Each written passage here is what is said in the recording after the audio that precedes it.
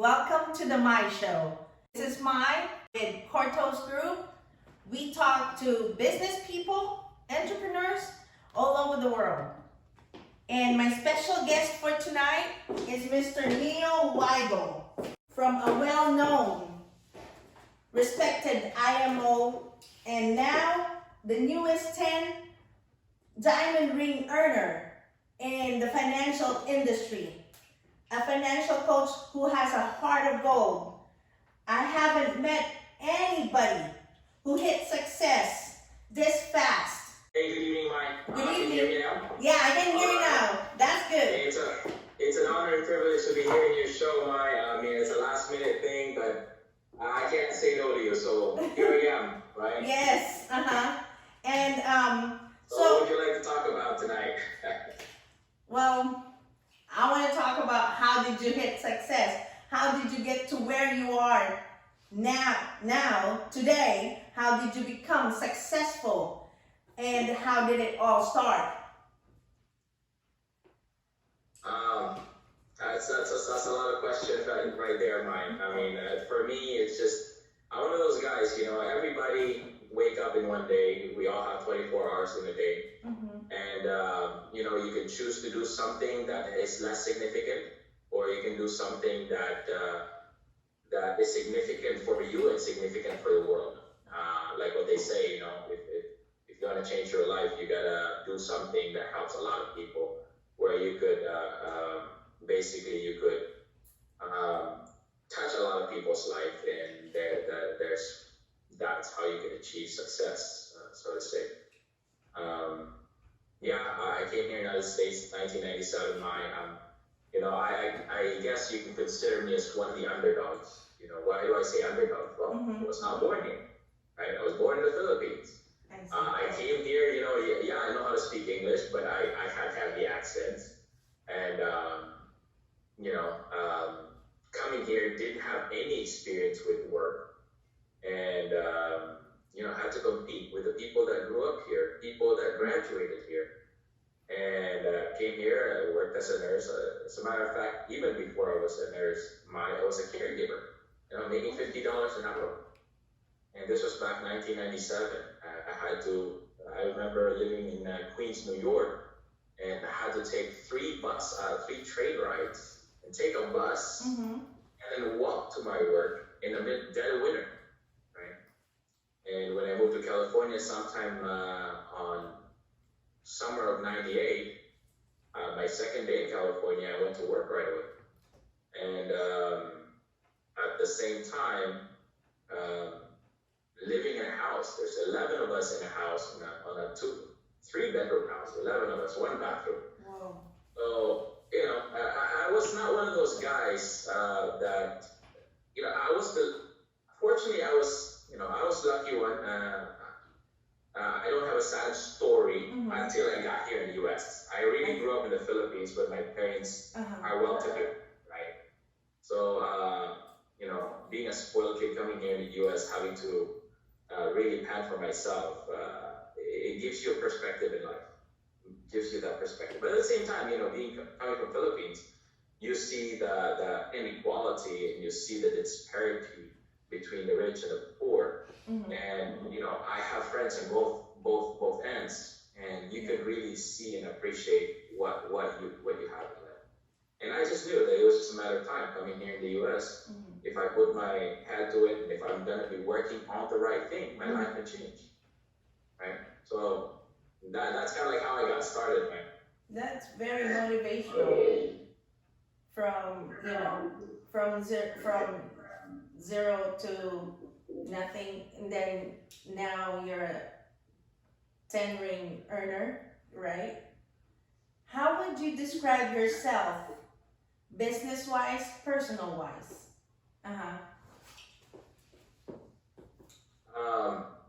I'm just an ordinary guy, Mike. Again, I enjoy what everybody enjoys. Business-wise, I just know that things, if something needs to be done, I don't stop until it's done. I don't believe in clocking in or out, where I don't confine myself to just working 8 to 5. there's a project, I get it done. I guess that's one of the reasons I was able to raise through the ranks, even back then when I was in the corporate world, even when I was in nursing, as a nurse, I achieved the highest position I could as a nurse. And then I realized that, hey, I've seen those people that have that position and they retire. I want to have more. Not that there's anything wrong with how they retire, but I just want to have more. Right? And so business world, I'm very serious. Yeah, personal. Again, I'm just a regular guy. I like to keep to myself, and yeah. That's why you motivate a lot of people, in our team, in every angle, because of what you do and how persistent you are. What do you do on your downtime? Do you even rest? Of course, yeah. I mean, on my downtime, I try to be. I take those downtimes, right? It's not like I'm always on the go. So, because it's when you have those downtimes, that's when your mind actually works properly. That's when the creative juice are coming in, and you get all these ideas. But everybody got great ideas. It's what you do with those ideas. Yes. And once you get that idea, you document that, you put them down, you put it into paper. The mere fact that you put those ideas in papers, it's already part of execution. And when you follow through, that's when things happen. Anything you see in this world, mind, that's an inanimate object, anything that's not built by God, it's built by somebody. Yes. Right? Any rich people around the world, they're just regular guys like you and I. The difference between them is they follow through with their ideas. That's good. And with how far your imagination is, your vision is, how far would you go, right? And what do you have created after leaving what you were currently doing before you became successful? What was I doing prior to being successful? Yes. I was a regular 9 to 5 job, right? Exchanging for time for money. That's what we call. There's the technicians and there's the CEOs in life. For your audience and for your information, there's I'm not sure if you've read Robert Kiyosaki's book Think and Grow Rich. Oh. Yes. If you follow Robert Kiyosaki, he talks about the 4 quadrants. There's the left-hand side and there's the right-hand side.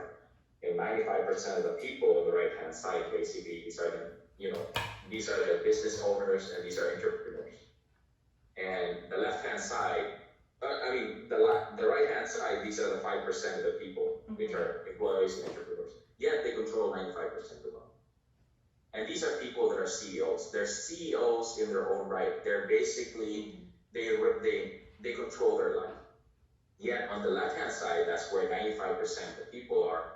And then yet they're fighting over 95% of the wealth. And these people, they have less access to, tax advantages and stuff like that. But the thing is, basically most of these people are exchanging their effort for money, exchanging for time for money. And when I realized the time that, hey, you know what, I don't want to be a technician anymore, exchanging my effort for money, exchanging for my time for money. Because as long as you keep on exchanging your time for money, as long as you're a technician, right, you're always going to be confined to 24 hours in a day. We all have 24 hours in a day. But when you move to investor, when you move to business owner, you can have as many people as you can. If you have 100 people giving you 1 hour a day, that means now you have 124 hours in a day. If you have 1,000 people giving you 1 hour a day, now you have 1,024 hours a day. So that's how you're able to scale your life. So, before I was a technician, and back on 2004 when I opened my real estate brokerage, had over 170 agents. That's when I started becoming a CEO, where I moved from left-hand side to right-hand side. So did that answer the question, Mike? Yes, I love that author. have that book too. Yeah, I know. What does your company or business do? Well, I'm glad you asked. Not sure if we're supposed to be talking about my company here, but if you ask, basically, we specialize on providing peace of mind to people. That's good. You know how everybody here, when Obama was the president, we had the Obamacare, where everybody's mandated to have health insurance, which is good, because, God knows how many people get sick. And at least if they get sick, then, their medical expenses are paid, right? And even right now, there's a lot of people here in the United States. Most people already have health coverage. But the problem is, if you get sick due to major medical illness like heart attack, stroke, or cancer, your income stops, and your health insurance will not replace that income. Your mortgage is still due, kids still needs to eat, groceries still needs to be bought, you still have to fill up the freezer and the refrigerator, but your health insurance will not cover that. Your Medicare will not cover that. And that's what our organization does, is we basically create that income replacement for these people. And we educate them on how to do that, right? So in a sense, we specialize on income replacement. Right? We can help them increase their income, we can help them save money on taxation, but at the same time, we help them create that net, where there's increasing your income, but there's also protecting your income. Not just protecting your life, not just protecting this in case you die, but protecting your income. Because at the end of the day, if you're not earning income here in the United States, I don't know what you can do. Right? So that's what we do as a company. That's a good company, and at the same time, you're helping people, survive. Not just survive, but not to worry about where will they get the money when something happens to them. Exactly. So, what does a contemporary communicator mean to you? You mean the modern day communicator? Yes. I would say, this day and age, everything's instant. You're hungry, you take out a TV dinner, stick it in the microwave, boom, you got a whole meal, right?